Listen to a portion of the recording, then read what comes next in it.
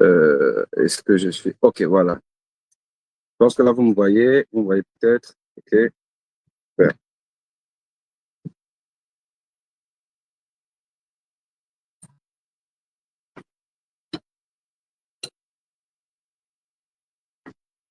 Le temps que quelques personnes se connectent encore, et on va démarrer dans 2, 3 minutes.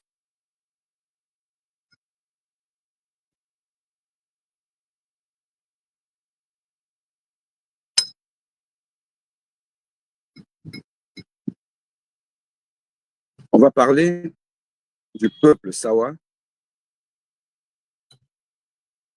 de sa participation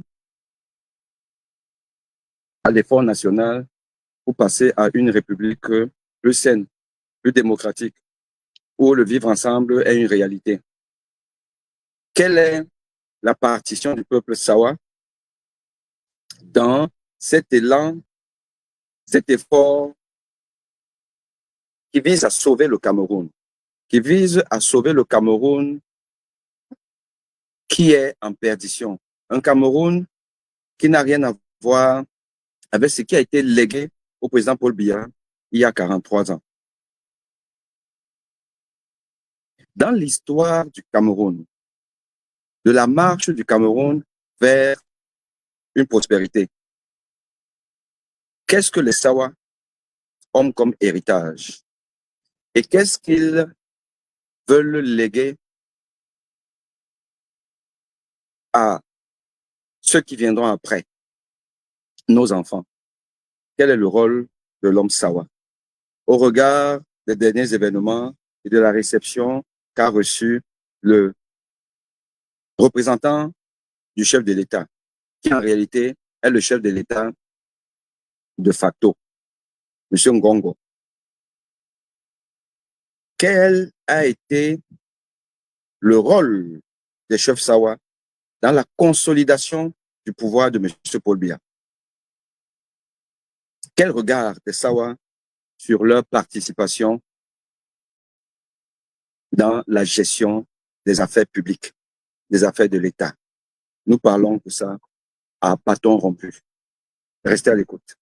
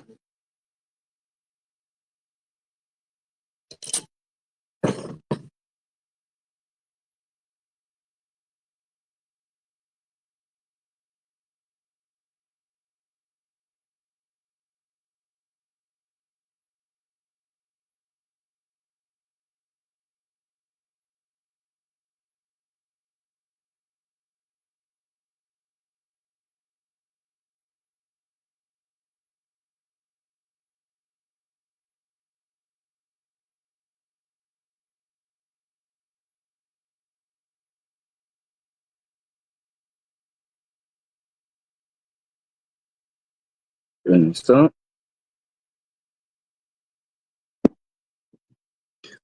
OK. Alors,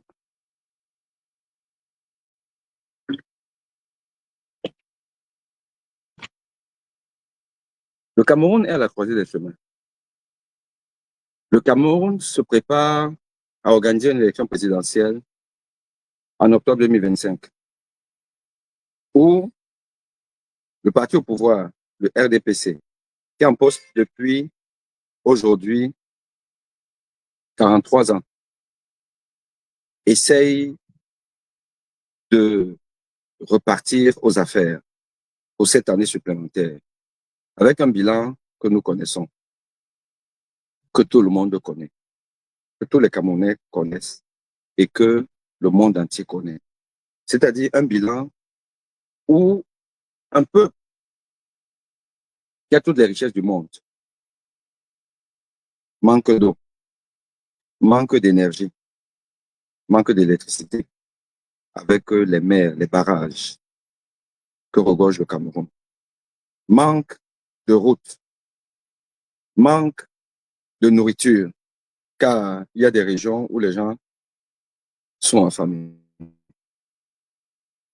Manque d'infrastructures, manque de soins médicaux, manque d'écoles de bonne qualité. Un pays qui manque de tout, mais qui s'apprête à redonner un énième mandat à un chef d'État qui a échoué en tout point de vue. Mais nous savons comment le Cameroun célèbre son dirigeant et le reconduit aux affaires tous les 7 ans. Nous savons comment. Ce n'est qu'un secret de polichinelle pour les observateurs avertis du Cameroun que de dire que M. Paul Biya n'a jamais réellement gagné une élection présidentielle au Cameroun, au minimum depuis 1992. Tout le monde le sait. Ça passe par beaucoup de combines, dont la dernière en date fut l'arrivée au Cameroun de mercenaires, de bandits appelés observateurs de Transparency International, mais qui en réalité étaient de faux observateurs de Transparency International. Paul Biya a régulièrement triché pour se maintenir au pouvoir. En 92, nous savons ce qui s'est passé. Un monsieur Albin Zonga nous a rappelé que c'est lui qui a organisé, au bénéfice de Paul Biya, le coup d'État institutionnel antidémocratique qui a refusé à John Fundi la victoire. Et Paul Biya en a profité. Et il a acheté le silence de John Fundi. Paul Biya, c'est donc un hors-la-loi.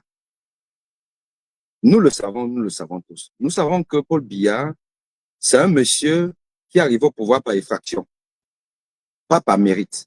Parce que si on veut même considérer qu'à l'époque, on pouvait faire le gré à gré, le gré à gré se fait au plus méritant. Il n'est de secret pour personne. Dans l'entourage d'Amadou Ahidjo, tout le monde était contre la désignation de Paul Biya comme le dauphin. Tout le monde. Il n'y a pas une seule personnalité de l'époque qui conseillait à Amadou Ahidjo de donner le pouvoir à Paul Biya. C'est dire si Paul Biya était le moins méritant. Et comme la vérité ne manque pas, elle finit par triompher. Nous avons le résultat aujourd'hui. Nous voyons comment le Cameroun est dirigé, dans quel état le Cameroun est. Ce Cameroun, tout le monde le voit et tout le monde en a subi les arbres. Il n'y a pas un Camerounais, un seul, qui n'ait pas été victime de la mauvaise gouvernance de M. Paul Biya. Je me répète, il n'y a pas un Camerounais, un seul, qui n'ait pas été victime de la mauvaise gouvernance de M. Paul Biya. Ne serait-ce que par les soins médicaux. Quel est le Camerounais qui peut se lever et dire qu'il n'a pas déjà été victime, directement ou indirectement, de mauvais soins de santé au Cameroun? Je repose la question. Y a-t-il un seul Camerounais qui peut prétendre n'avoir pas été victime de mauvais soins à lui administrer ou un entourage au Cameroun? Mais Paul Biya se soigne dans les conditions les plus célestes. Même Dieu ne se fait pas soigner là-bas au ciel, comme Paul Biya se fait soigner dans les meilleurs hôpitaux du monde.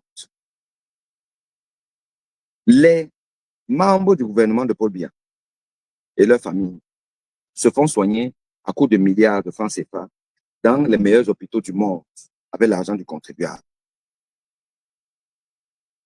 délaissant un peuple sans soins médicaux sérieux. C'est dire donc, si chacun de nous, ne serait-ce pas l'argent que nous envoyons à nos familles au Cameroun pour se soigner, ou les personnes un peu nantis, les leaders de famille qui au Cameroun donnent de l'argent à leur famille pour se soigner. C'est une bastonnade de M. Paul Biya.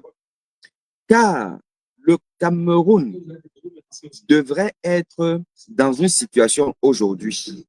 Le Cameroun devrait être dans une situation aujourd'hui où il y a au minimum,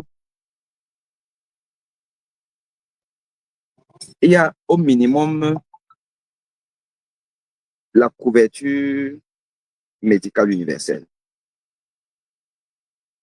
Le Cameroun devrait avoir aujourd'hui une couverture santé universelle qui permet à chaque Camerounais de pouvoir avoir au moins les soins de santé primaires, avoir accès à un spécialiste à vil prix.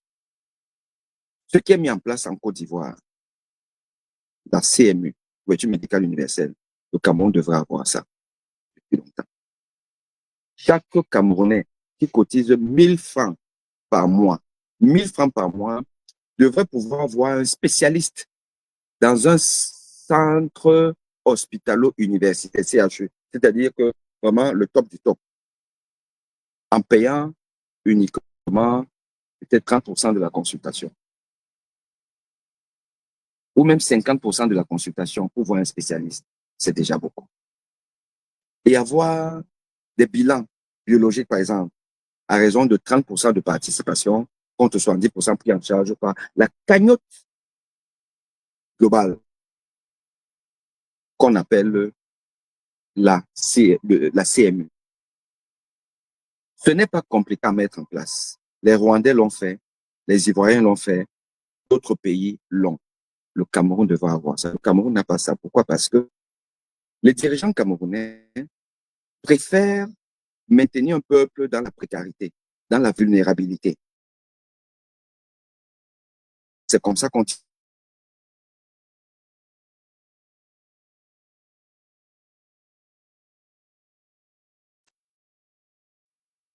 Vous ne pouvez pas manger, mais évidemment, vous ne pouvez pas vous nourrir, vous êtes fragile, vous avez une baisse de l'immunité naturelle et vous allez toujours être malade. Donc, vous êtes à la merci d'un État qui vous maintient dans ce statut d'un être humain qui vivote.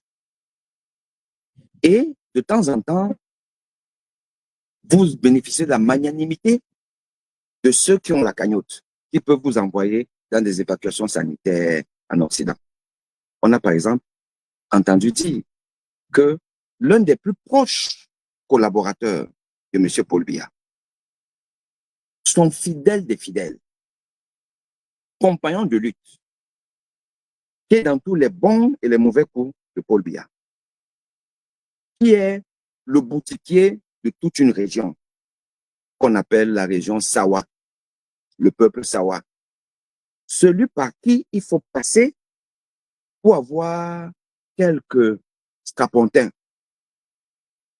Celui dont on dit que quand vous voyez un Sawa nommé quelque part, même chef de département dans une université, doyen, ou je ne sais pas trop quoi, directeur d'un hôpital, quand il est Sawa, on vous dit qu'il a eu l'onction du chef de Sawa. Chef de Sawa en tant que plus proche collaborateur du demi-dieu du Cameroun qu'on appelle M. Paul Biya. Et le trafic d'influence veut que quand un Sawa a un poste de responsabilité, on vous dit que c'est le protégé de Laurent Esso. Vous ne pouvez pas avoir un Sawa ayant un poste qui est soumis au décret de M. Paul Biya. Qu'on ne vous dise pas que c'est le protégé de Laurent Esso. Tous. On était à l'hôpital général de Douala.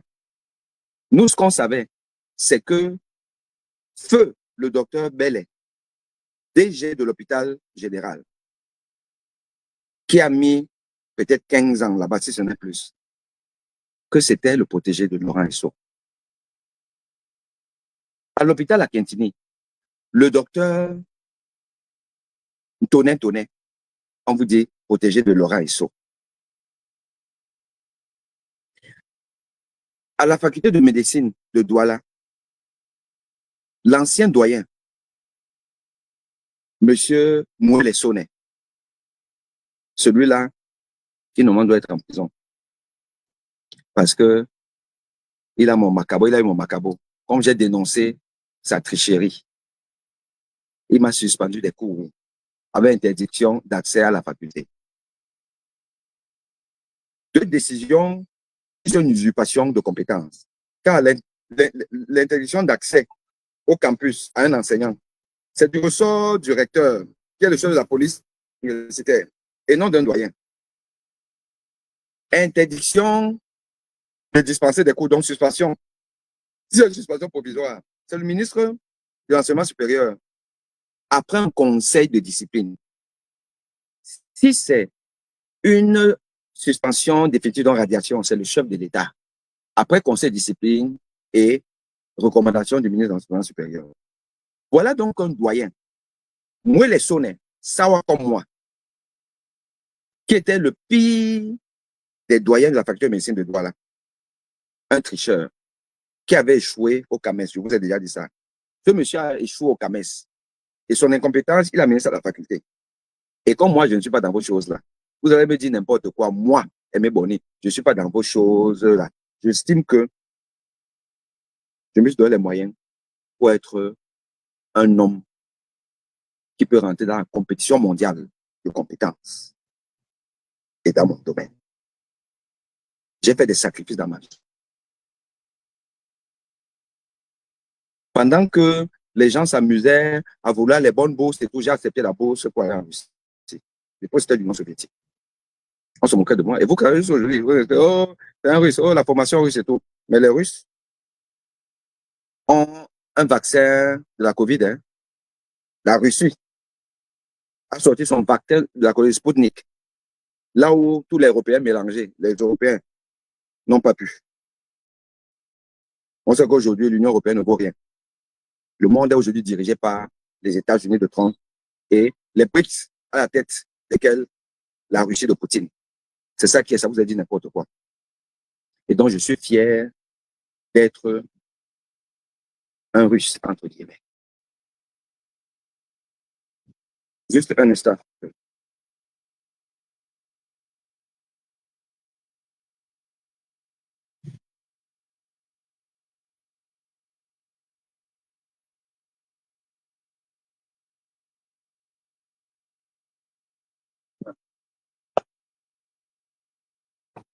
Juste un instant. Ça va.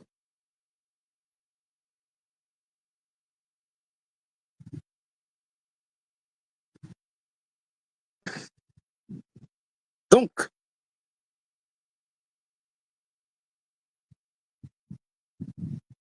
oui, fier d'être un ancien de Russie. Fier de l'être. Je ne peux donc pas rentrer dans les fausses combines des gens à effet de satisfaire tel ou tel. Oh, c'est mon frère Sawao, machin, tout. J'ai critiqué Mouele Sonnet à la faculté de médecine comme mauvais dirigeant.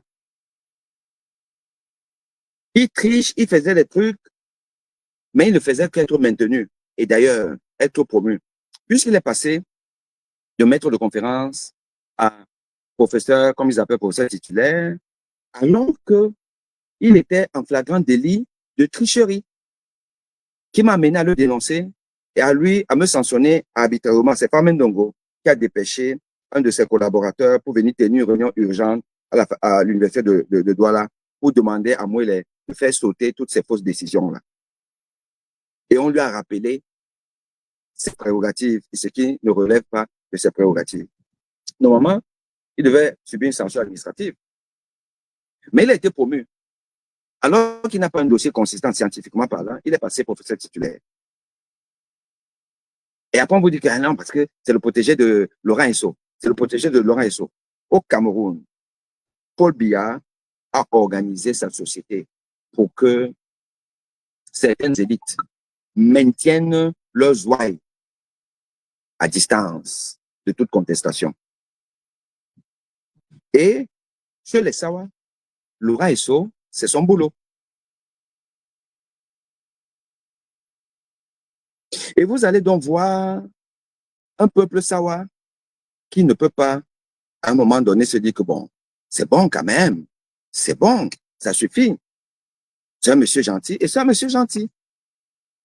Je dis encore que M. Laura Esso, c'est un monsieur, je ne le connais pas particulièrement. J'ai eu un contact avec lui dans mes déboires avec mon ministre de tutelle. Voilà. Je l'ai vu, il m'a reçu, il a fait ce que j'attendais de lui, c'est-à-dire me mettre en contact avec mon ministre. Voilà. Son boulot s'arrêtait là, il l'a fait. Et il m'a promptement reçu. Dans la vie, il faut restituer les choses. Donc, dans mon contact personnel avec lui, je n'ai rien à reprocher à ce monsieur. Mais je dis toujours, et je dis au peuple Sawa, et je dis au peuple, au pluriel, camerounais, les peuples camerounais, si on en a plusieurs, les tribus camerounaises, que vous allez tout m'enlever dans la vie. Vous n'allez pas m'enlever mon principe de vie, qui est que je ne suis pas un homme des compromis futiles. Je ne suis pas un homme de la compromission. Je ne suis pas un homme qu'on achète. Rien ni personne ne mérite que je lui vende ma dignité, ma logique, mon honnêteté. Personne. Personne. Pas Paul Biya, pas plus que Laura Esso, ou je sais pas toqué. Ils n'ont pas plus de mérite que moi. Ils ne sont pas supérieurs à moi. Et au nom de quoi je vais me soumettre à un être humain qui, par ses faits, ne me démontre pas qu'il est supérieur. Au nom de quoi? De rien du tout. De rien du tout. Ce n'est pas possible. C'est pas Aimé Bonny. Donc, c'est pas parce que c'est un Sawa, et c'est un type qui, à la limite, à un moment donné, je suis allé le voir, il m'a dit, bah, écoute, tu veux parler à ton ministre et tout. Il a passé le coup de fil. Kwame Ndongo m'a reçu comme si j'étais le fils de Paul Biya. Ce coup de fil de Laura Esso, Kwame Ndongo m'a reçu comme un prince. Il était même tellement embrouillé qu'il m'a donné 2 fois sa carte de visite. En oubliant qu'il m'avait déjà donné une première fois. Mais tout ça, c'est le temps que le diable, le vampire, qui a investi le Cameroun et les dirigeants camerounais ne ressurgissent pour voir Kwame Ndongo après rentrer encore dans la gadoue en m'expliquant que il faut respecter les dirigeants universitaires. Respecter qui? Et j'ai même fait quoi?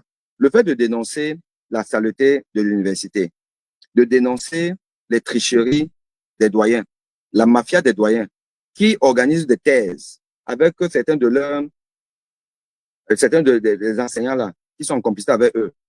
Où vous voyez un enseignant qui a 20 thèses, pendant que d'autres en ont 5. Certains n'ont même pas. Moi, j'ai fait des années où je n'avais aucune thèse. Parce que quand un étudiant me choisissait, il partait là-bas au décanat et tout. Allez, on les décourageait. Vous avez donc des enseignants qui ont 20 thèses, coordonnées, enfin, toute cette organisation des soutiens, le doyen qui gère ça. Un doyen qui accepte qu'un étudiant, qu'un enseignant coordonne 20 thèses. Donc, sérieux. Comment vous pouvez encadrer 20 étudiants? Comment vous faites pour encadrer 20 étudiants pour avoir 20 thèses? Vous allez surveiller quoi? Vous allez corriger quoi? Un étudiant ne connaît rien dans la recherche. La thèse, c'est l'initiation à la recherche. Et il doit être soutenu, encadré. Et il est encadré par les encadreurs, les enseignants. Vous êtes dans un jury de thèse. Vous voyez un enfant soutenir sa thèse. Vous demandez s'il a eu un encadreur. je vous l'ai déjà dit. Vous vous demandez s'il a eu un encadreur. Mais en fait, il n'a pas eu d'encadreur. Parce que beaucoup d'enseignants dans les universités camerounaises sont des commerçants. Je me répète, beaucoup d'enseignants dans les universités camerounaises sont des commerçants qui n'ont pas la compétence de leurs compétences, qui n'ont jamais su ce que c'est que la recherche scientifique. La méthodologie de la recherche, ils ne connaissent même pas. Et ils vont l'encadrer un étudiant. Ils savent que la question de recherche, c'est quoi? Les critères d'inclusion, d'exclusion, c'est quoi?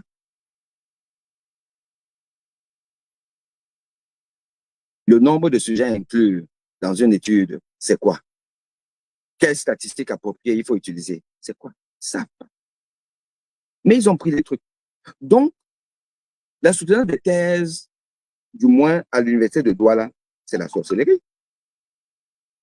Les encadreurs, parfois même professeurs, hein, ils sont là à négocier que non, cet enfant, bon, il est gentil, bah, il venait chez moi laver les assiettes, vraiment, il faut que... Voilà comment ça se passe. Sous la houlette d'un doyen. Et on vous dit que non, c'est le protégé de Laurent Esso. Et vous voulez accepter ça. Vous voulez que quelqu'un qui estime avoir fait une bonne école, on était exigeant avec lui, il était exigeant avec lui-même. Vous voulez qu'il rentre dans ce genre de combi. Je ne peux pas. Je ne peux pas. Mais voilà quand même un système qui a été entretenu, entre autres par monsieur Laurent Esso. Oui, Laurent Esso est comptable du bilan du RDPC depuis 43 ans. Il est comptable de ça. Et il était bien content, ou il est bien content même, de savoir que Obia lui a légué la région Sawa, de tenir tout le monde là-bas. Si tu n'es pas d'accord avec, tu n'as pas de pot. Moi, c'est ce qu'on nous a fait comprendre. On ne gère pas une république comme ça, là. Cher Camerounais, cher Sawa, on ne gère pas une république comme ça, là. Vous ne pouvez pas vous contenter de ça. Les chefs Sawa, on sait que quand on parle de Laurent Esso, même les chefs Sawa, ils tremblent, puisque le régime a tenu ou tient en laisse les traditions représentées par nos chefs. Les chefs sont devenus des auxiliaires de l'État. Donc, c'est les lieutenants de l'État. Et un homme assis à la droite du Dieu Tout-Puissant Paul Biya devient un homme que les chefs craignent. Donc, Laurent Esso est craint par les chefs Sawa, qui eux-mêmes ont faim et ont besoin de quelques avantages, quelques rapporteurs. Donc, moi, je ne peux pas constater que les chefs, mes chefs, Sawa, se comportent comme ils sont comportés là, en recevant un monsieur qui, dans une république sérieuse, Ngongo ne peut même pas être chef de bureau. Ngongo ne peut pas être chef de bureau d'un ministère dans une république sérieuse. Et dans la troisième république que nous voulons construire, Ngongo ne peut même pas être chef de bureau. Je ne vous parle pas de chef de service. Je dis chef de bureau, Ngongo ne peut pas.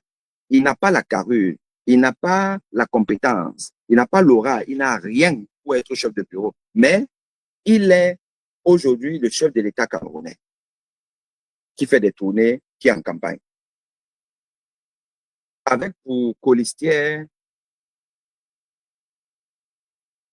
celle qui est considérée comme son amante. Parce qu'il faut dire les choses telles sont.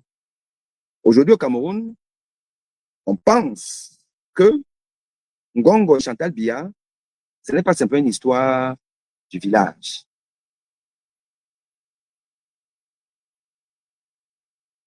Et que c'est eux qui dirigent ce pays aujourd'hui. Les chefs Sawa ne peuvent donc pas venir baisser le charisme. Parce que peuple camerounais, je vais vous dire une chose. Nous, les Sawa, on était petits. Les Sawa se sont toujours crus supérieurs à toutes les tribus du Cameroun. Les Sawa, peut-être parce que Douala, ça a toujours été la première ville du Cameroun, la ville économique, où les gens viennent se débrouiller et tout. Les Sawa ont souvent eu une telle fierté qu'ils ont toujours considéré qu'ils sont supérieurs aux autres tribus du Cameroun. Je tiens à vous rappeler même que il fut une époque où, quand une femme Sawa allait en relation simple ou épousait un homme Sawa, et notamment un homme de l'Ouest, c'était considéré comme ah, c'est pas élégant, c'est pas bien. C'est quand la famine est arrivée chez les Sawa, chez les Douala, quand ils ont vendu tout leur terrain pour partir en Europe et tout ça là, que les choses ont changé.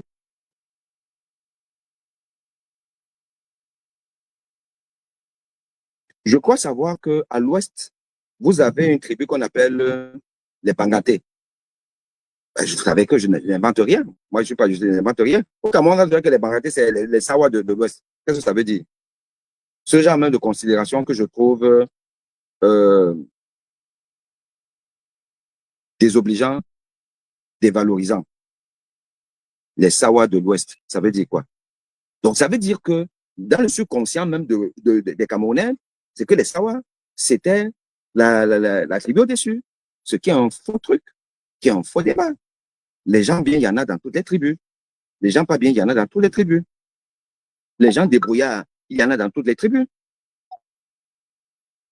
On a souvent dit que les Douars n'aiment pas l'école et tout. Ce qui n'est pas s'il faut que ça, au Cameroun, on a tous grandi là-bas et tout. Mais dans le peuple Sawa, les intellos de très haut niveau au Cameroun, on en a connu.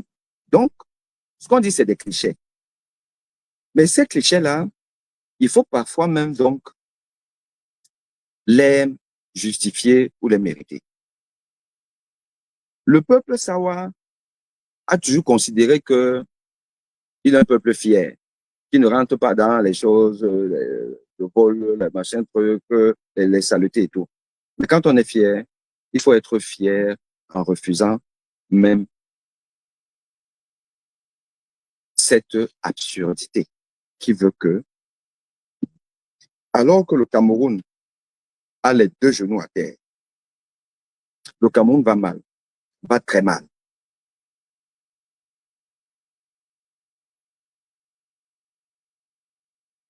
Douala ne ressemble plus à rien. Les Sawa de Douala ont quasiment tout vendu. Les quartiers de Douala qu'on connaît ou qu'on a connus, Daido, Aqua, Bonapriso et tout, sont devenus des dépotoirs, sont devenus des bars à ciel ouvert. Les maisons des Sawa ne ressemblent plus à rien. Les maisons étaient divisées en plusieurs segments mis en location pour des étrangers qui viennent là se débrouiller, qui en ont fait des bars, des gargotes, des restaurants et tout ce que vous voulez. Il n'y a plus un coin à Douala où tu peux te sentir dans une ville comme nous, on a grandi. Moi, j'ai grandi à Daido. Quand j'arrive à Daido chez mon grand-père, je ne reconnais plus le coin. Je dis que je ne reconnais pas que non. C'est ici, là, voilà même là où tu dormais, la chambre où tu étais, voici la grande maison du grand-père. C'est fini. Ma ville, mon quartier, Daido, je ne reconnais plus. Tout ça, c'est quoi? Ce n'est pas Paul Biya. Ce n'est pas la gouvernance de Paul Biya. Les Douala veulent me dire quoi? Ils vont venir monter sur moi comme ils savent monter sur moi et tout ça là parce que je dis la vérité. Donc le Douala, qu'est-ce qui reste au Douala? Quelle fierté? On a quoi? Regardez une ville. Les délégués du gouvernement ont toujours été les Douala. Ils ont fait quoi de la ville? Le dernier en date, mon collègue Tonin, médecin de son état. beau gosse, propre. Il a fait quoi? C'est quoi son bilan? Le bilan de Tonin, c'est quoi? Vous pouvez me dire? C'est quoi? La ville la plus riche. On a eu des gens, même au port. On a eu un Douala au port.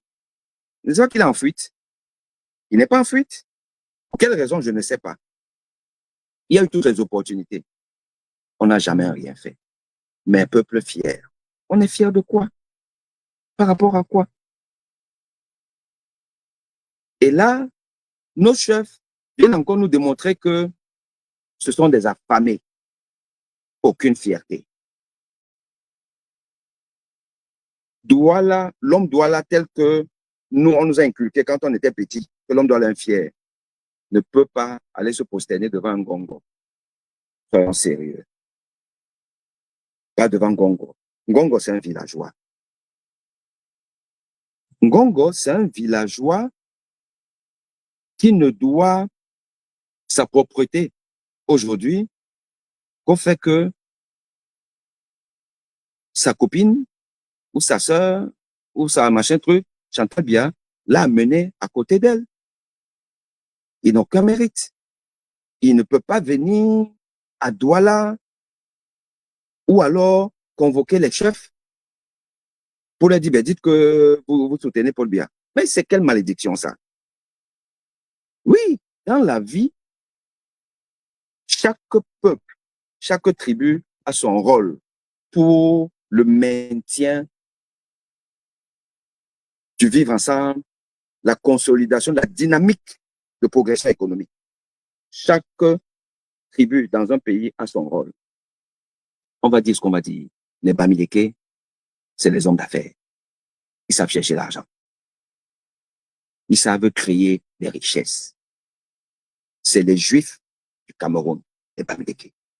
On peut tourner ça n'importe comment. Oh, l'autre a dit que oh, si les Bamileke n'arrivent pas quelque part et tout. Non. Le Bamileke a ses défauts. Et je vais en parler. Moi, vous allez tous me détester. Je vais monter sur chaque tribu. Aujourd'hui, c'est les Douala. Et je dis encore, les gens vont dire, oh, les Douala, non. Laissez-moi votre, on n'est pas l'amphithéâtre, on est au quartier. Quand je dis Sawa, je dis Douala, comprenez ça de la même façon. Parce que les Sawa, c'est beaucoup d'entités tribales qui gravitent autour de Douala et la région du littoral. Beaucoup. Avec beaucoup de langues où les gens ne comprennent pas forcément les autres. On ne parle pas forcément les autres, mais parfois on se comprend un peu. Mais il y a certaines tribus qui sont encore beaucoup plus proches où ils se comprennent. Le Pongo va comprendre le Douala comprend le Pongo. Les Wodi comprennent le Douala comprend les Wodi. Ainsi de suite. Les arbres sont là. Voilà. Mais tout ça là, si je dis Douala, les Douala, je parle du Grand Sawa. Parce qu'on a quand même certaines similarités, certains points communs, comme les Bamileke. Je comprends que le Tiang et le Bafoussam ou le Bangaté, c'est pas la même chose, vous parlez pas la même langue et tout, mais il y a des points communs. Et je sais que le Bamileke dans sa globalité, c'est un débrouillard. C'est quand il va d'abord penser à son frère. Mais ce n'est pas, c'est pas une création des Bamileke, hein. Je suis désolé, hein. Pour ceux qui vivent en Occident, où il y a les Juifs, vous savez ce que c'est que le Juif, hein. Le Juif ne va pas laisser son frère pour aller te donner le marché, hein. Les Juifs dirigent des pans de l'activité culturelle, économique, médicale. En France, on le sait. Dans le milieu médical, nous, on sait qu'il y a des coins là où c'est les Juifs, hein. Le, le commerce, ainsi de suite. Mais pour autant, est-ce que c'est un problème en tant que tel en France? Non, pourquoi? Parce que chacun connaît sa place et chacun défend sa place. Et il y a l'État pour réguler les choses, pour jouer à l'arbitre. C'est comme ça. Le Cameroun peut donc être un pays multi-ethnique, mais où il y a le vivre ensemble. Puisqu'on a eu ça, nous on a vécu ça, on a vécu le vivre ensemble. Les Bamileke ne sont pas devenus ce qu'on prétend qu'ils sont aujourd'hui. Le Bamileke n'a pas changé. Il n'est pas plus, si on dit que le Bamileke est tribal, il n'est pas plus tribal aujourd'hui qu'il ne l'a été avant. Il n'est pas plus commerçant aujourd'hui qu'il ne l'a été avant. Il n'est pas plus voleur aujourd'hui qu'il ne l'a été avant. Si c'est qu'on considère qu'il vole bien chez toi, il te flatte, là, il te donne un peu d'argent, tu donnes ton terrain. Ça n'a pas commencé aujourd'hui. Mais il y avait un certain vivre ensemble avant. Le problème, c'est Paul Biya et son système et son régime. Donc, chacun doit connaître ses avantages, ses défauts.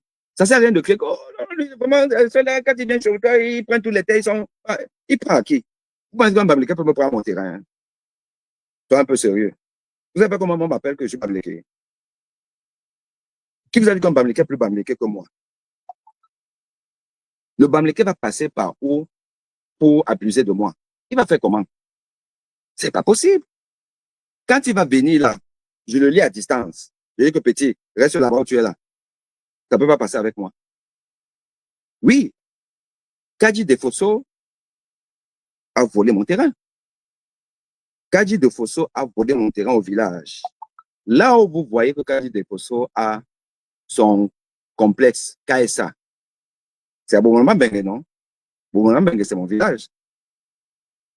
Kadi Defosso est allé flatter l'ancien chef des Congo, Boumouama Bengue, qui lui a vendu des hectares et des hectares à vil prix. À vil prix. Le gars a peut-être pris genre 15 millions. C'est quelque chose qui valait au minimum 500 millions. Là où KSA est là, tous ces gens-là qui sont sortis de KSA, qui sont devenus des professionnels, c'est sur mon terrain. Normalement, ils doivent même donner de l'argent. Et je vais leur réclamer ça. Tous les contrats qu'ils ont eu à gauche, à droite, là, que les Barcelone, les Chelsea ont acheté, ils ont donné de l'argent, on doit me donner ma part. Parce que Kadi Defosso a volé mon terrain. Mais il a volé comment? Il est tombé sur un chef Sawa, des affamés là. Mondo, chef Mondo, abonnement Bengue. Chef Mondo, abonnement Bengue, a spolié, a vendu les terrains de la communauté à Kadi Defosso à vil prix. Et il a tout mangé. Mais il est resté toujours pauvre, comme quelqu'un qui n'a même pas touché 1 million. Et combien? 15 millions. C'est à peu près ça. Hein. Je peux me tromper à 1 million près. 15 millions. Et Kadi a fait ce que vous avez vu là, qui a profité au Cameroun dans une certaine mesure, puisque je crois savoir que beaucoup des intentions camerounaises sont sorties de KSA. Oui. Mais si c'est un doigt là, qui prenait comme ça là, il allait faire quoi? Il n'allait rien faire de ça. Parce que quand tu voles même, pour faire quelque chose et on voit, on peut encore te dire que, mais le problème c'est que tu as volé. Mais tu as volé, tu n'es pas allé arracher. Il y a bien quelqu'un qui t'a donné en oubliant son peuple. Et on va dire que vous ne pouvez pas à l'ouest acheter les terrains et tout. Ben oui, peut-être parce que les Bamileke ne sont pas comme les Douala. Le Douala peut tout vendre dans sa maison. Le Douala, un jeune Douala, il est comme ça, il calcule là comme ça, là, il calcule, il a fait ses plans. Un jour, vous apprenez qu'il a disparu, il est parti en France.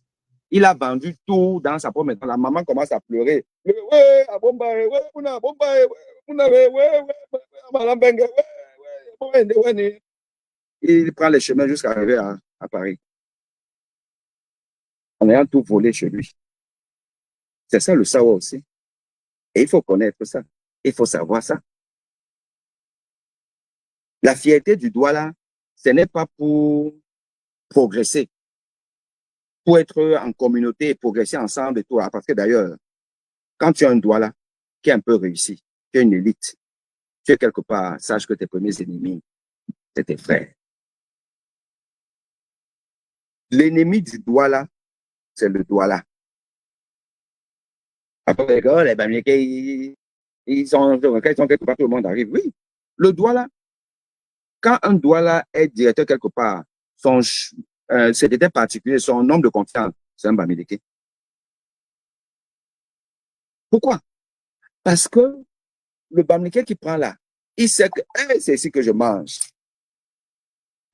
Je ne peux même pas m'amuser avec mon poste. Je ne peux pas m'amuser avec mon patron. Je dois pas faire confiance au Bamileke. Prends alors ton frère Douala, tu le mets là, tu le mets là. Il va finir avec toi. Il va finir avec toi. Je suis au prud'homme en France aujourd'hui. Je suis au prud'homme en France, amené par qui? Par mon ex-belle-sœur. Je dis bien belle-sœur. Oh, vous le savez, je vais revenir sur mon dossier de divorce, pas pour vous parler de mon divorce en tant que tel, mais vous parlez de la méchanceté des Douala. L'homme Douala, c'est un méchant. Il vient parler de ton affaire qu'il ne connaît même pas, jusqu'à seulement que lui-même là, c'est même quoi son statut social, marital et tout, tu ne comprends même pas. Sachant que je suis un homme divorcé. Un divorce, c'est compliqué, hein? Mais j'ai pris ma belle-sœur. Il a dit que Dieu, on vient travailler. Tu emploies quelqu'un sans aucune compétence, zéro compétence, parce que ce n'est pas son domaine. Tu formes, tu formes, tu formes. Tu fais tout là. Tu fais tout, on vient te faire du sale.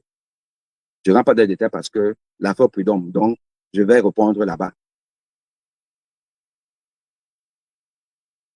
On te fait du sale alors que tu es venu aider quelqu'un en donnant un statut que la personne n'aurait même pas rêvé à voir ça. Être collaboratrice ou assistante d'un médecin cardiologue en France, avec la sécurité sociale que ça te donne, tu respectes ça. Et tu fais les choses. Par contre, si tu veux mélanger la famille, l'ex-famille, la belle-sœur, machin, tu mélanges. Non, le Bamileke ne peut pas. Le Bamileke ne peut pas faire ça à son frère. Le Bamileke ne peut pas faire ça à son frère.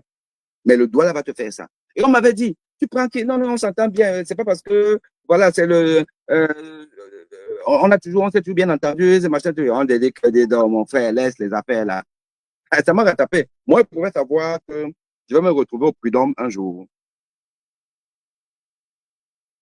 Tu pouvais savoir que j'allais me retrouver au prud'homme pour avoir pris mon ex-belle-sœur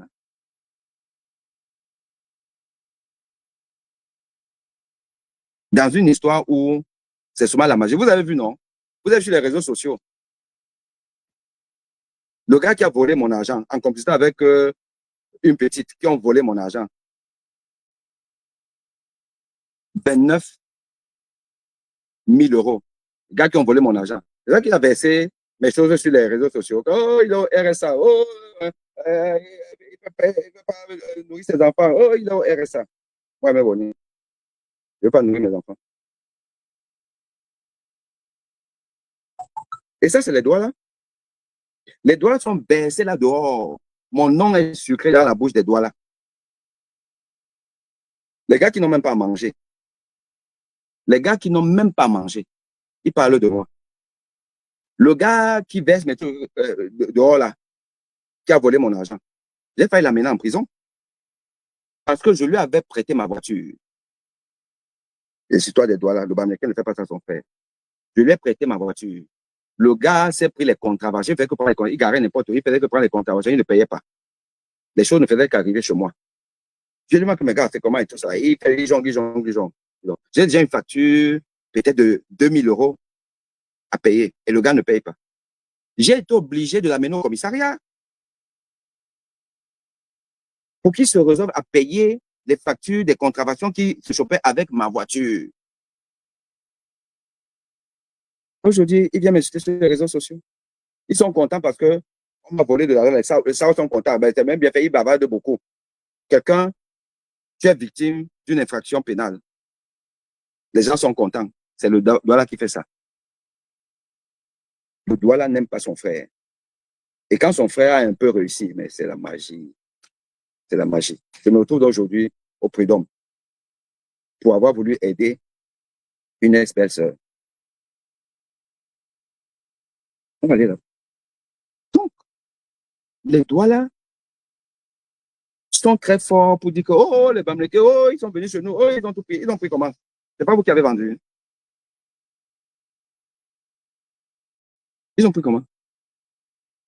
Les Douala sang les Bamileke la ville allait ressembler à quoi? Puisque nous, notre projet, c'est de partir à Paris. Qui allait rester construire la ville? Qui allait donner le dynamisme même que ça? Personne. Et là où nous devrons donc prendre aussi nos responsabilités, dans la reconstruction du Cameroun, pour aller vers ce que moi je considère comme la troisième république. C'est quoi le rôle des Douala? Dites-moi un peu. On est en train de faire quoi? On dit qu'on doit. On dit que oh, le MSC, c'est les Bamileke. Oh, le MSC, c'est Bamileke. Bon, supposons même que le MSC, c'est les Bamileke. Mais bon, moi, j'ai envie d'être Bamileke. Puisque je réclame moi aussi la publication de la liste électorale nationale, qui est le nerf de la guerre. Pour preuve, faut bien se voir coincé. Il ne sait pas comment faire, mais il ne veut pas publier. Depuis le 30 décembre, faut bien, il ne veut pas publier. Alors que la loi l'oblige. Oui, il ne veut pas publier. Qui s'insurge contre ça? C'est les Américains, non? Puisqu'on part sur le principe que le MSC, c'est les Bamileke, disons donc que les Bamileke sont en train de vouloir sauver le peuple camerounais. Les Douala sont avec leur chef de file, Elimbi Lobé. Elimbi Lobé, qui est dans le média devenu, qui est même devenu plus puissant que Vision 4. Je pensais qu'on parlait de Vision 1000 collines. Maintenant, c'est Info 1000 collines. Le média qui monte, qui monte, qui monte. Le média qui rassemble à son sein deux gros tribalistes sardinards avec lui de la sardine qui atteint les méandres des neurones. Mathias Olangini, Blériot Niemek et Limbi Lobé. Avec évidemment, dans la coordination, un vrai sardinard qu'on appelle parfois ici, les 4 mousquetaires, dans un média. Vous voulez faire quoi avec ça? Depuis quand Elimbi Lobé, ne serait-ce que pour son intérêt personnel à lui, parce que je suppose qu'il est conscient que s'il a une vraie maladie, la trappe, il est fini. Parce que les petits passe-droits qu'il a à l'hôpital à Quintini, c'est pour ça qu'il a fait la publicité d'un autre sardinard, ex-directeur de la Quintini, qui a voulu passer en force pour devenir président de l'ordre des médecins. Parce que son ami s'appelle Manaouda Malachi. Elimbi Loubet fait la promotion de ce monsieur qui est même ministrable et voilà, de la Quintini. On met déjà les pacemakers. Dites à Elimbi Loubet que l'apport de pacemaker est une banalité dans un pays sérieux. Ce n'est pas extraordinaire. Et qu'à l'hôpital à Quintini, jusqu'à la date de départ de ce monsieur, pour l'hôpital général de Yaoundé, à la Quintini, on mourait pour pas grand-chose. Et quand tu meurs, les examens qui n'ont pas été réalisés, on refuse de remettre ton argent. C'est ça, la gestion de l'hôpital à Quintini. Quand il vient faire la promotion, parce que lui, il se fait soigner là-bas gratuitement. Il n'est pas honnête. Le dossier Limbi Loubert, je vais vous sortir ça, un dossier spécial. Parce que j'ai eu un contact avec lui. Un contact où il a encore démontré qu'il est un monsieur simplement pas bien éduqué. Il est impoli. Il est mal éduqué. Il est tribaliste. Et il est sardinard. Et Limbi Loubert, c'est un sardinard. Donc, moi, en tant que Sawa, je ne peux pas m'accommoder de la Sardinavie. Je suis désolé. Parce que la Sardinavie est une gouvernance villageoise par des villageois. La Sardinavie, c'est une gouvernance villageoise par des villageois. Or, moi, je ne suis pas un villageois. Je suis un villageois moderne. Et je ne peux pas m'accommoder de la villageoiserie villageoise, de Broussard. Donc, tous ceux qui supportent Paul Biya et son régime sont des Broussards. Et l'homme Douala s'est toujours senti fier. Voilà, il est manaillé, il porte les beaux costumes. Ouais, Charles-Élysée, ouais, Charles de Gaulle, ouais, Mbalalobaye, machin, tout ça. Mais vous avez déjà vu les Français être villageois. Vous connaissez un endroit en France où Ngongo peut venir et puis parler aux Français que, bon, vraiment, lui, il est candidat ou bien il supporte le candidat. Vous avez vu ça où? Vous avez déjà vu où qu'en France, on respecte Paul Biya? Un papa de 92 ans qu'on expose comme un trophée aux Jeux Olympiques à être mouillé par une pluie. Vous avez vu ça où? Vous pensez que si Macron respectait Paul Biya, le vieillard, le patriarche, c'est une chance. Ah, pensez que les Blancs ne respectent pas les personnes âgées. Vous connaissez un pays qui respecte les personnes âgées plus que les pays européens. Vous, vous connaissez un pays où les personnes âgées ont des droits, ont des privilèges, on s'occupe d'eux. Vous connaissez. Le Français respecte la personne âgée plus que le Camerounais. Donc, du haut de ses 92 ans, si Macron et les organisateurs des Jeux Olympiques respectaient votre roi feignant là, on ne lui aurait pas permis de se mouiller comme un badaud sous une pluie battante. Peuple camerounais, soyez sérieux. Soyez un peu fiers. Peuple Douala, peuple Sawa. Vous dites que vous êtes la locomotive, soyez un peu la locomotive dans l'élégance, dans la vision. Vous dites que les autres, bon, ils sont sales, c'est des vendeurs, c'est des boutiquiers, tout ça là. Bon, mais montrez alors que vous, au moins, vous êtes, au moins, vous n'avez pas l'argent, mais vous avez au moins la tête. Donc, vous avez la tête. Vous venez recevoir un villageois, Sardina, Broussard, comme Ngongo. Ngongo peut avoir quel poste en France? Soyez un peu sérieux. Ngongo, comme nous là, et comme vous êtes là, il y en a qui sont chefs vigiles quelque part, il y en a qui sont responsables de caisse quelque part et tout. Vous pouvez vous débrouiller. Dites-moi, Ngongo peut avoir quel poste en France? Ngongo peut avoir quel poste? On a appris que quand il était aux États-Unis là-bas, à l'ambassade de Cameroun, il était coursier. Il était coursier. Maintenant, qu'est-ce qu'il a fait avec Chantal Biya? Comment est-ce qu'ils se sont vus la nuit, ils ont causé et tout ça là? Il devient le président du Cameroun. Et vous dites comme moi que j'accepte ça. Vous, les Sawa, donc, là, vous êtes fiers, là, vous savez insulter Aimé Bonny. Tout ce que vous savez faire, c'est insulter Aimé Bonny. Vous acceptez ça. Vous ne vous levez pas. Eh, ma chérie, Cécile, dis-moi, moi. S'il te plaît, viens ici, là, m'expliquer comment tu n'as pas fait une sortie. Toi qui es quand même, voilà, tu as une voix qui porte. Pourquoi tu n'as pas fait une sortie? Pourquoi tu n'as pas fait une sortie contre les chefs Sawa? Pourquoi on les destitue même? Pourquoi? Donc, pour vous, le Cameroun n'est pas déjà assez sale comme ça. Le Cameroun n'est pas assez sale pour accepter qu'un Ngongo, Ngongo, vienne imbéciliser le peuple Sawa, représenté par leur chef Sawa. Mais ces chefs-là, on doit les destituer. Parce que ce qui est sûr, le Cameroun va être ingouvernable en octobre si Ngongo passe. Vous-même, vous le savez. Le Cameroun va être ingouvernable à tous les niveaux et nous nous préparons. C'est ça qui est ça. Nous nous préparons, le Cameroun va être ingouvernable.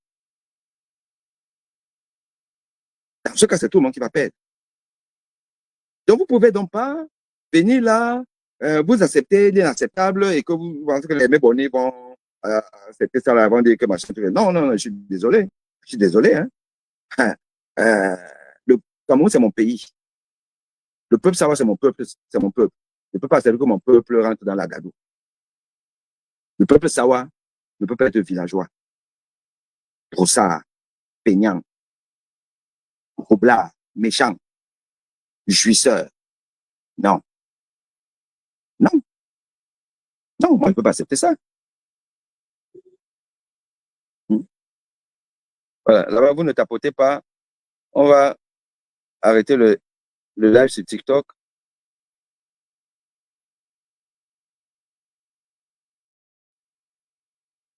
Euh, alors, c'est ça qui est ça. Un peuple méchant. Je vais peut-être, je crois que c'est l'occasion, puisque je parle du peuple Sawa, et rapidement, parce qu'on n'a plus beaucoup de temps à passer, je vais raconter une histoire personnelle. Parce qu'il faut que vous le sachiez, parce qu'il y a beaucoup de rumeurs sur moi. Vous savez, hein, je suis un homme public. Hein, j'accepte. Donc, on va dire tout, n'importe quoi sur moi. On dit même que je suis au RSA, je ne veux pas donner l'argent à mes enfants. Regarde-moi l'histoire. Mais je vous parlerai de ça, c'est pas ça le sujet. Je suis en Russie. Je finis ma médecine générale en Russie. Je commence ma spécialisation de cardiologie à Saint-Pétersbourg. Quand l'année d'avant, quelqu'un a une idée géniale. À l'époque où le Cameroun est rentré dans la gadou, il n'y a plus d'argent, d'évaluation, machin, il n'y a plus de bourse et tout. Les gens doivent maintenant se débrouiller, aller faire leurs études à l'étranger, comme ils peuvent, en payant. Maintenant, quel argent? C'est les Bamileke et quelques rares personnes des autres tribus. Le gars a créé une ONG pour inscrire les étudiants camerounais en Russie. Et l'année où là, il a eu plein d'étudiants. Les parents payaient seulement. Les gars sont venus en Russie fréquenter. Ben, on est là, on voit une vague de Camerounais arriver qui payent. L'État donne les idées à tout le monde. J'ai créé ma part ONG l'année qui a suivi avec un collègue, un aîné, qui était rentré au Cameroun, le docteur Ekoumé, ophtalmologue à Douala, on le connaît. Je crée une ONG pour inscrire les étudiants en Russie. Je suis la cheville ouvrière, la tête, la queue, tout de cette ONG. Je suis en Russie. Et il faut avoir une entité juridique au Cameroun. On crée donc l'entité juridique au Cameroun qui s'appelait Comulti, une association. Voilà. Et dans cette association, Ekoumé est président de l'association. Et moi, je suis son représentant en Russie. Et en Russie, l'ONG est légale et tout, on fonctionne là-bas. On fait venir des étudiants. On fait venir des étudiants. Les gens venaient comme ça en Russie, là. Pas mon biais, mais par le biais d'autres personnes aussi. Évidemment, moyennant des frais de commission, comme ça se passe aujourd'hui, les gens, on essaie un peu partout. Nous, on a fait ça. Chaque année, les gens arrivaient. Les gens arrivaient. Ceux qui arrivaient l'année d'avant, après l'année préparatoire, se réinscrivaient, toujours par le canal, souvent par le canal de mon ONG. J'avais des contrats avec les établissements. Et j'avais des passeports avec les établissements. J'étais capable d'accorder des moratoires à un étudiant dont la famille a des difficultés pour payer et tout ça là, parfois même qu'on lui fasse une réduction et tout là, je pouvais faire ce genre de choses. Je faisais ce genre de choses à des cas sociaux au Cameroun. Et en plus, les étudiants, les parents, comme il n'y avait pas un système bancaire entre le Cameroun et la Russie, donc les parents envoyaient l'argent à leurs enfants par le biais justement des ONG dont la nôtre. C'est-à-dire que quand les étudiants arrivent, une vague qui arrive, les parents de l'année d'avant qui veulent envoyer l'argent mettaient dans des enveloppes, donnaient au docteur Ekoumé, qui mettait dans une grosse enveloppe, remettait à un des étudiants qui me remettait ça à l'aéroport de Moscou quand je réceptionnais les étudiants et je rentrais chez moi à Saint-Pétersbourg, dans mon appartement, j'étalais les enveloppes des uns et des autres dans ma chambre et comme les étudiants étaient au courant que, bon, il y a une vague qui arrive, je vais t'envoyer ton argent de scolarité ou d'argent de poche et tout, les étudiants venaient chez moi, donc après chacun récupérait son enveloppe. Ça a fonctionné pendant des années. Une année. Je ne sais pas trop pourquoi. Il y a une Camerounaise anglophone qui vivait avec un gars bamileke qui attendait son argent parce qu'elle était là depuis quelques années. Ça arrivait toujours. Mais il y a eu un souci peut-être à Douala. C'est-à-dire que Koumen n'a pas donné son argent dans la vague qui devait venir et tout. Il a peut-être oublié et il fallait attendre une autre vague. Et elle, là-bas, elle était pressée. Chaque fois, elle me demandait, c'est dire qu'attends, ton argent n'est pas arrivé, n'est pas arrivé. Bon, attends, quand ça va arriver, ainsi de suite. Donc, quand son argent arrive, je lui demande de venir chercher ton argent. Ce jour-là, après la veille, je suis rentré de Moscou avec la nouvelle vague d'étudiants. Je les ai installés. J'avais une amie en Russie, une copine, une Camerounaise avec qui je vivais, mais elle était dans son établissement et moi, j'étais dans mon appartement. Donc ce jour-là, je vais la voir, je dis tout. Allons à la maison, dormir à la maison. Je ne sais pas pourquoi, elle a refusé. Elle a dit que non, elle est fatiguée et tout, elle va pas. Je suis rentré seul dormir. J'avais étalé les enveloppes dans ma chambre, par étudiant, enveloppe. Qui de scolarité, qui d'argent de poche, j'avais étalé. Et j'attendais donc qu'en journée, les gens vont venir récupérer leur argent. Et donc, au petit matin, ma sonnette a sonné. Tant, je viens, je regarde le Judas qui est là et je vois la fille en question, l'anglophone. Je l'attendais, c'est vrai qu'elle avait venu chez son agent. C'est elle que j'ai vue. J'étais en peignoir. On était en plein hiver, l'hiver de Russie. Quand j'ai ouvert, elle est entrée, elle m'a bousculé, son gars est entré. Bon, jusque-là, ils sont deux, mais il n'y a pas de problème. Dès qu'ils sont entrés, comme c'était un rituel, elle était déjà venue chercher l'argent chez moi plus d'une fois. Elle s'est dirigée dans ma chambre pendant que son gars, un colosse, m'a molesté, tenu comme ça là, serré. Elle avait un sachet, elle s'est servie. Elle a les enveloppes dans le sac et tout. Elle a fini, elle a attaché et elle est sortie. Jusqu'à là, je n'arrive pas à réaliser, mais attends, qu'est-ce qui se passe et tout ça là. Le gars me tient, il me tient, il me tient. Dès que la fille est partie, j'étais peut-être au 3e niveau, étage et tout. Donc, dès qu'elle est partie, quelques instants après, bah, moi, j'essaie de me détacher, mais je ne comprenais pas encore. Et toi, je dis que c'était un colo, mais bon, moi, je ne suis pas moi. Donc, après, il me bouscule et il démarre. Il s'en va. Et je fais quoi? Je suis en peignoir, chaussons. On est en plein hiver, l'hiver de Russie. Le temps de dire que je porte quelque chose, je comprends pas et tout, il y a un peu moyen de les rattraper. J'ai téléphoné à la police pour faire un signalement et aller là-bas. Je suis allé déposer plainte. Mais la chose était déjà bien organisée avant. Parce que la Russie, surtout la Russie de l'époque, c'est une Russie qui sortait de la chute du mur de Berlin, la pénurie d'aliments dans les magasins, la pauvreté. La Russie était à terre. Qui dit pauvreté dit corruption. Le Russe se comportait comme un Camerounais. Ces gens sont partis avec une enveloppe, j'ai plus l'estimation ici, là, mais qui contenait beaucoup de dollars. Puisqu'en général, là-bas en Russie, à l'époque, c'est le dollar qui fonctionnait. Donc, les gens changent en dollars au Cameroun et ils envoient. Peut-être l'équivalent, je sais pas, je peux dire ça comme ça, là, de 80 millions de francs CFA. Envolés. Quel commissariat? Ils avaient déjà, peut-être plus que ils avaient déjà prévu ça. C'est-à-dire que la police locale, le commissariat local, monnayé, machin, truc là, j'ai tout fait.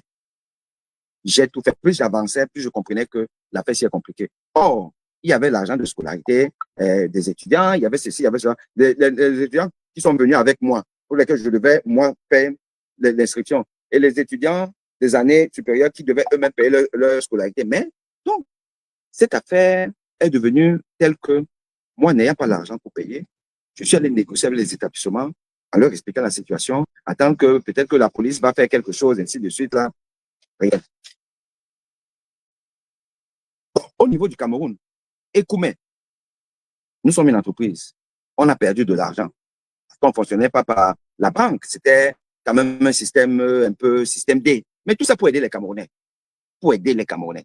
Parce qu'on ne prenait rien dans le fait que les parents déposaient l'argent chez M. Ekoumé qui m'envoyait ça et moi, je devais distribuer. Il n'y avait pas de frein.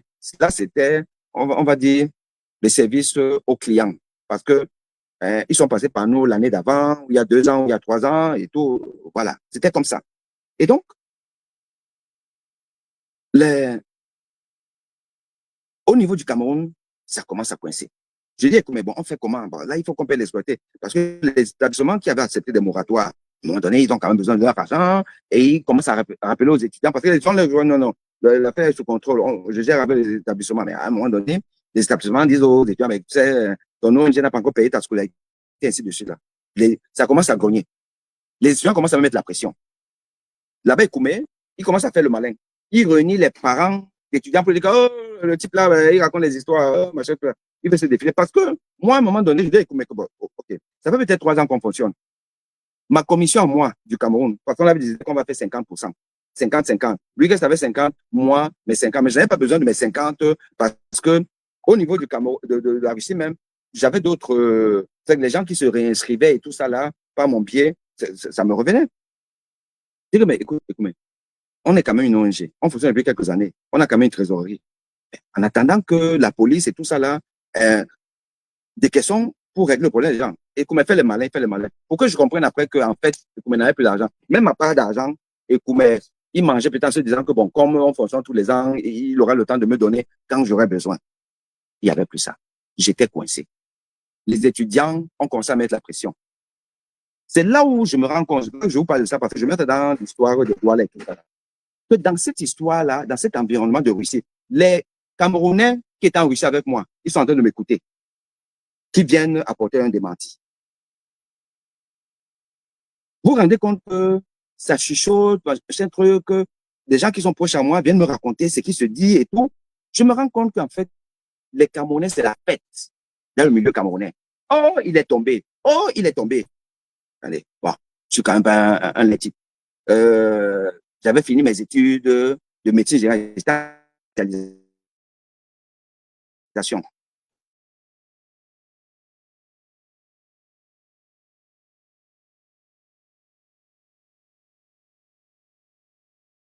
droit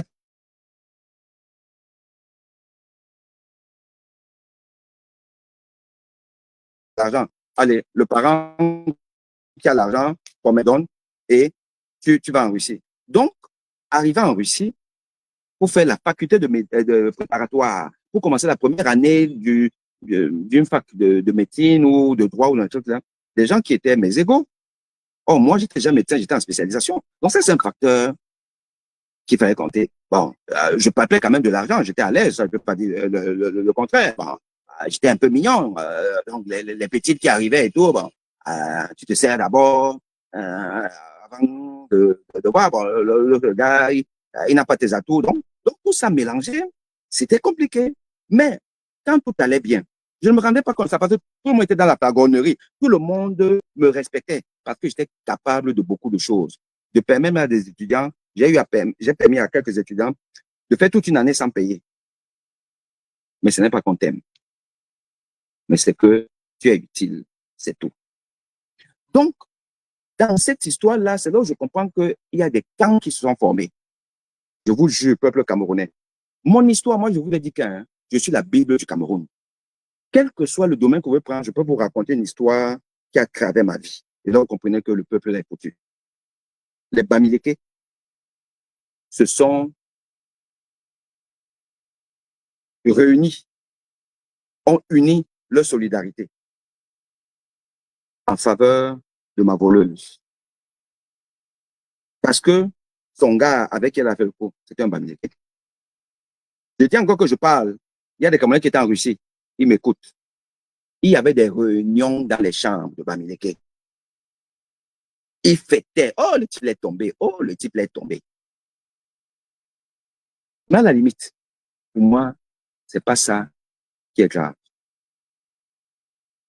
Ce qui est grave pour moi, c'est que les doigts là, mon peuple, sablaient le champagne dans les chambres parce que leur frère est tombé. Je n'ai plus que, parce que je n'ai plus de batterie. Donc, j'ai encore peut-être 10 minutes avec vous. Les doigts là, ils sont là. Hein. Je dis qu'ils sont là. Beaucoup sont même devenus des médecins grâce à moi, parce que j'étais quand même celui qui les a inscrits et qui les suivait. Beaucoup de Camerounais qui étaient en Russie à mon époque, à cette époque-là, sont devenus ceux qui sont devenus grâce à moi. Mais ils m'insultent pas. M'insultent. Les doigts là sablaient dans le champagne parce qu'elle est tombée. Or, ces doigts-là, là, de manière naturelle, j'étais très attentionné. Je m'occupais d'eux. Je les aidais. Pourquoi ils étaient aidés par moi?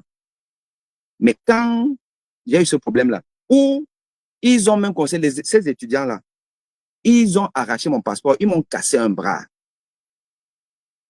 J'ai quitté la Russie parce que Dieu m'aime. Dieu m'aime. Moi, je suis un enfant de Dieu. Là, vous voyez. Ma spécialisation en médecine était compromise. J'ai dû faire, je ne sais pas trop comment, pour récupérer mon passeport, pour venir au Cameroun, coincé Ekoumé. Lui dit que, ici, là, Ekoumé, quand il m'a vu, il était surpris. Il savait qu'on va finir avec moi là-bas aussi. Je suis arrivé avec Ekoumé, on fait les comptes. Ma part d'ailleurs, laisse même ton argent. Laissons que tu n'es plus solidaire. Ekoumé a réuni, je dis encore que, il y a certains parents de ces gens qui sont encore vivants, ils vont vous dire. Il y a eu des réunions au Koumé, leur disait que le type là, il raconte des histoires. Je suis arrivé. Ekoumé était surpris. Je dis que Ekoumé, ici, là, on fait les comptes. Bon, maintenant, si tu ne veux pas faire, donne-moi même pas d'argent. Et comment jongler. Je suis allé au commissariat porter plainte et Koumé. Et au commissariat, on m'a rigolé. On a dit que bon, c'est bien, apporter les statuts de votre association. Quand j'ai apporté les statuts, on m'a dit que, mais attends, mais vous avez rigolé. Vous êtes représentant de communauté en Russie. Vous êtes représentant. C'est-à-dire que c'est le président de communauté qui vous nomme et il n'a pas de compte à vous rendre. Je suis resté comme ça, je dis que les affaires, c'est là. Mes chers amis, je vous dis que ne faites aucune affaire où il y a l'argent. Vous dites que non, c'est l'affaire. Parce que Koumé, c'était comme mon grand frère. C'est lui qui m'a créé en Russie. Quand c'est devenu compliqué, j'ai compris que la loi, c'est la loi. Donc, Ekoumé est parti avec, il a mangé mon argent. Là où il est là comme ça, là, Ekoumé, il le sait. Dans l'association des médecins Sawa, on était contents. Moi, je dis que moi, on me fouette partout. Hein. On me fouette partout. Ekoumé a mangé mon argent. Quand je venais au Cameroun faire la campagne de community, je suis passé à Tam-Tam Weekend. Allez regarder les archives de Tam-Tam Weekend. Je suis passé à Tam-Tam Weekend. C'était Folie Diran qui faisait ça. Pour faire la promotion de notre entreprise, c'est moi. Et comme on ne pouvait rien parler sans moi, puisque c'est moi qui maîtrise là-bas la Russie. Et pour passer à Tam-Tam Weekend, peu Mendozé m'a reçu. Parce que Mendozé, il contrôlait tout. Hein. Là, la CITV, que vous voyez là. Mendozé, même les petits trucs comme passer à Tam-Tam Weekend et tout, il fallait d'abord que tu passes voir Mendozé. Je suis entré dans le bureau de Mendozé pour les que bon, c'est qu'on bon, on va aider les Camerounais, bon, pour aller étudier, machin, tout et tout. Et donc, avec, tu vois, quand il était comme un bulldog, là, il te regarde même pas. Tu parles. Bon, vous avez fini. Bon, vous dites quoi? Moi, le système de corruption de Paul Biya m'a déjà fouetté. Et ils m'ont fouetté. Voilà comment je repars. Donc, je dois faire comment? Je suis en spécialisation. Je ne peux pas arriver en Russie sans l'argent des étudiants pour payer leur scolarité parce que le scolarité était encore en suspens là-bas. Paiement. Je fais comment? Je suis en spécialisation. Je ne peux pas rester au Cameroun pour finalement devenir que médecin généraliste alors que j'étais dans la voie royale, devenir cardiologue. Je fais comment? C'était la sorcellerie. Mais comment j'ai fait pour partir du Cameroun, pour arriver en Russie, sans argent des étudiants? Parce que la justice camerounaise me dit que je ne peux rien demander à Ekoumé. Ekoumé me fait le bras d'honneur. Je fais comment? Ce que j'ai fait pour partir en Russie et pour quitter la Russie, partir en France, poursuivre mon cursus, recommencer ma spécialisation là-bas, ce n'est que Dieu qui est au contrôle, les amis. Dieu est au contrôle. Dieu n'a pas voulu que le recteur de l'université de Douala me zigouille quand je suis passé à Equinox pour vous sauver, pour vous dire que peuple, vous êtes mal soigné parce que nous formons mal les étudiants. Et celui dont on dit que son mentor, c'est Ngongo, malgré on doit, ce qu'on sait à Douala, c'est que son mentor, c'est Ngongo. Ngongo, qui est donc le mentor de celui qui a voulu me zigouiller, parce que moi, j'ai voulu vous sauver. C'est lui qui est reçu par mes chefs de village. Ça va. Pour qu'il se maintienne au pouvoir et pour qu'un Ngongo devienne peut-être demain ministre et pour qu'il continue à m'attendre pour me zigouiller. Ceci, dis-moi, moi, ma chérie, je te dis une chose et je dis à tous les Sawa, je n'ai pas peur de vous. Méfiez-vous. Méfiez-vous. Ceux-là qui vont essayer seulement d'être impolis avec moi,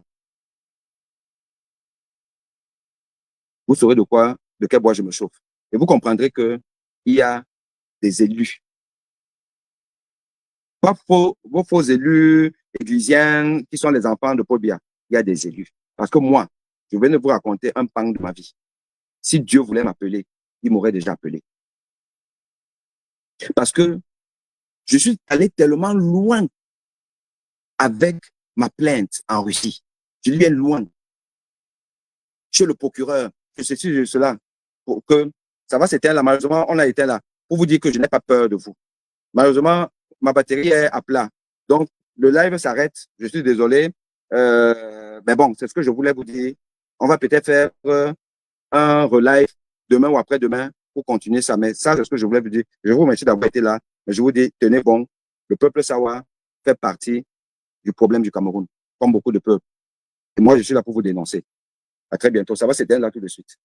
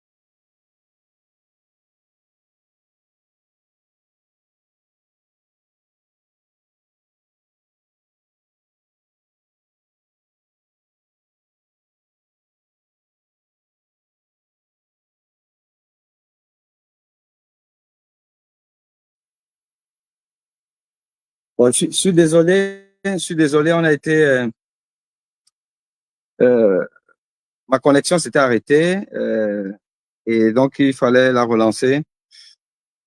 Donc, tout le monde est parti. Je vous remercie d'avoir été là nombreux, d'avoir été nombreux, voilà. Et donc, de toute façon, sur ma tablette, je suis qu'à 2%, donc je ne peux que vous souhaiter une bonne soirée. Merci de m'avoir écouté. Et sachez une chose, c'est que le combat est long. Ce combat est long. Et il nous impose parfois une autoflagellation.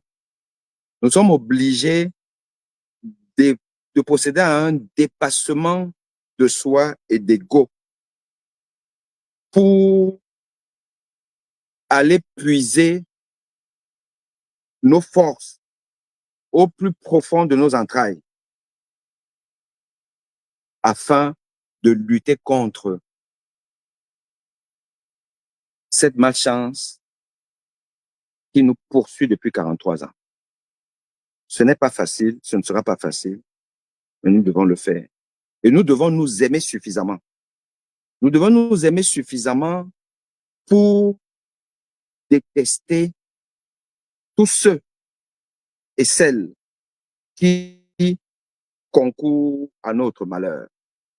Nous devons nous aimer suffisamment pour détester tous ceux qui veulent notre malheur. Paul Biya veut notre malheur. Ngongo veut notre malheur. Chantal Biya veut notre malheur. Et nous ne pouvons pas tolérer ça. Nous ne pouvons pas accepter ça. Ce n'est pas possible. On ne peut pas continuer comme ça là. Nous ne pouvons pas continuer à avoir le déni de réalité et de nos défauts personnels. Le Sawa ne peut pas ne pas comprendre qu'il a une responsabilité dans ce qui nous arrive. Le Bamileke ne peut pas se cacher derrière sa victimisation, qui est certes défendable, ne peut pas se cacher derrière ça pour faire prospérer ce qu'on peut considérer comme un tribalisme exagéré. Le Béti ne peut pas se cacher derrière le réflexe villageois pour reconnaître le fait que si le pays va mal, il est en grande partie responsable. Et qui sait qu'il y a un tribalisme en sa faveur dans les nominations, dans la gouvernance du pays, dans plein de choses, il ne peut pas ne pas le reconnaître. Le faire, c'est se faire du mal. Parce que depuis que Paul Biya règne, il n'y a pas un peuple qui peut dire que moi j'ai profité de l'homme du renouveau. Nous sommes tous dans une précarité, dans une pauvreté qui ne dit pas son nom, mais qui est inadmissible, qui est inhumaine. Nous sommes dans ça. Mais nous continuons à tourner le dos à une réalité. Cette réalité, j'en parlerai maintenant chaque fois que j'en aurai l'occasion.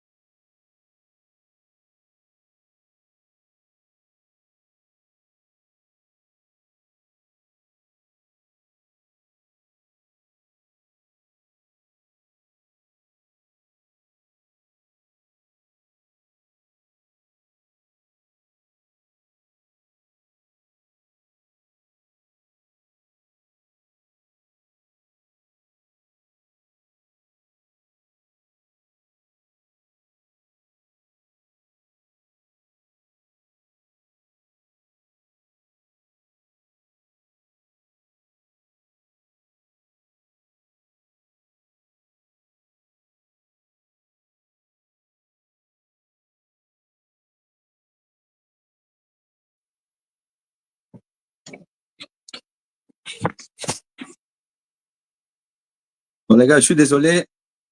Là, vous voyez le live, on peut pas le faire. Trop de soucis de connexion. Parce que vous avez quand même été assez nombreux. Je crois le sujet est intéressant. Ce qu'on va faire, c'est que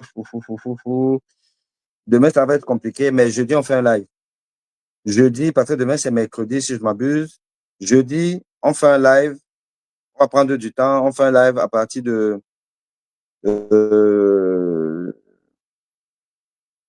18h. Demain, on fait un live à partir de 18h. Jeudi, soit 18h. Enfin, je verrai bien, je vous dirai. On fera un live pour finir ce sujet et aborder un autre. Allez, je vous remercie et je vous dis à très bientôt. Ciao, ciao.